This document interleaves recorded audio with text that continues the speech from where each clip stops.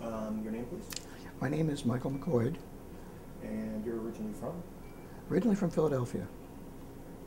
I'm a professor of pharmacy at Creighton University School of Pharmacy and Health Professions. I teach pharmacokinetics, which is the mathematics of absorption, distribution, metabolism, excretion of drugs. So I teach students how to properly dose drugs. Right in the mission statement, it says Creighton is for students, and honestly, they believe it. You know, the faculty are there, and the students can pretty much come in any time and sit and talk with them, or if they're busy, they'll make an appointment, and the faculty actually show up for meetings with students, and you know, they figure that they're in it together, and their job is to work together and make a competent health professional. There's all kinds of, I mean, I could talk about the Jesuit mission for hours because I actually believe in it, and I actually live it when I'm on campus, and make sure that every focus that I'm doing, the first question is, what does it do for the student? I grew up, my dad was a pharmacist, and my earliest remembrances are stocking shelves in the pharmacy, and it just sort of seemed to be a predestined fate.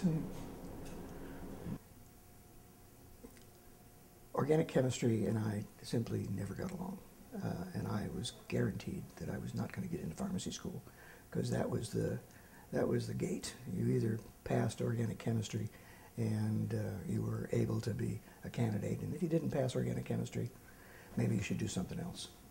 And there were 500 kids in the class, and it was a huge lecture hall at the University of Wisconsin.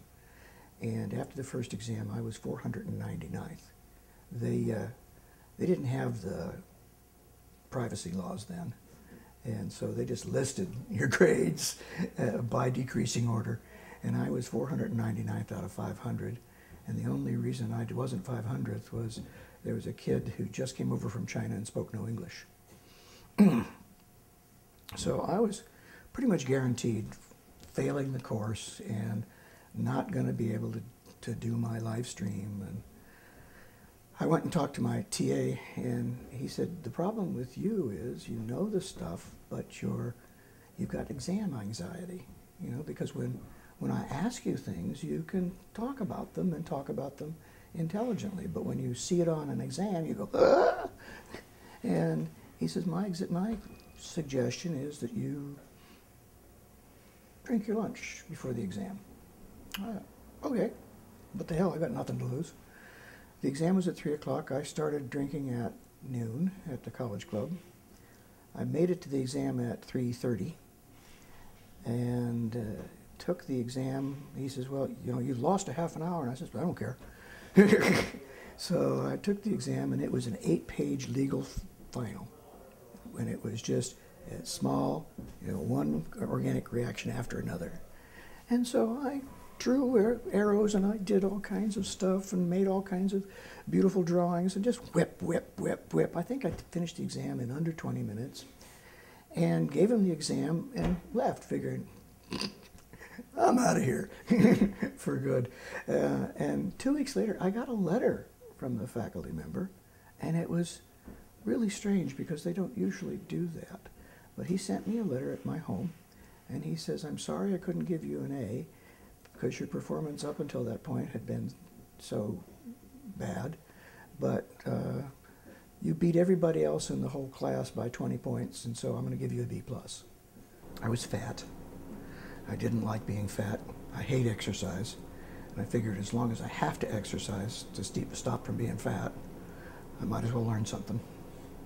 I've studied Okinawan Goju-Ryu Karate, and I've studied Taekwondo.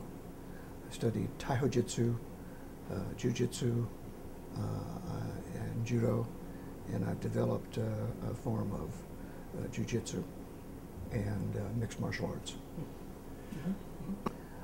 One, it's the ethics of the sport.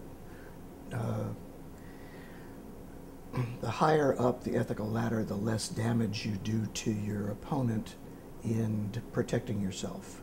And so styles like Aikido and Jiu-Jitsu or in Judo, or you can disengage and incapacitate your opponent without permanent damage.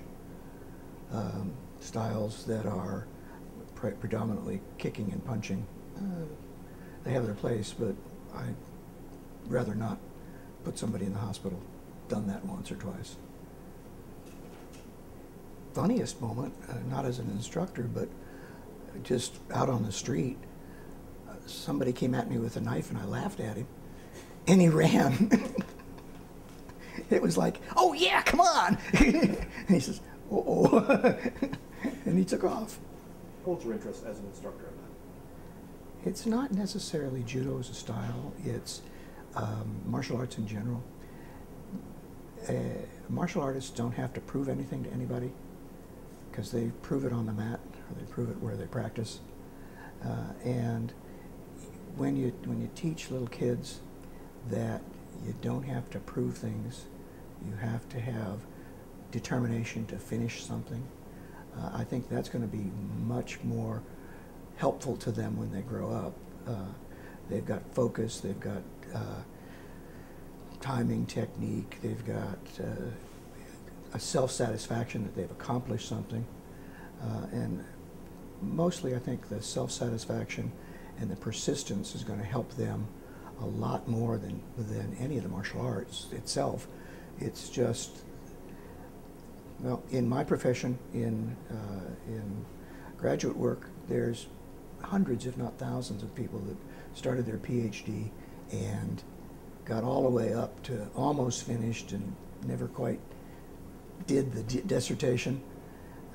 And so there's a saying, it's not how smart you are, it's not how intelligent you are, it's how persistent you are that will get you through. And I think that's what I'm teaching the kids. I'm teaching the kids lots of things, but persistence and focus and giving them goals and rewarding the goals in a proper manner and giving them the just a good feeling that they've done something that's internal, not external.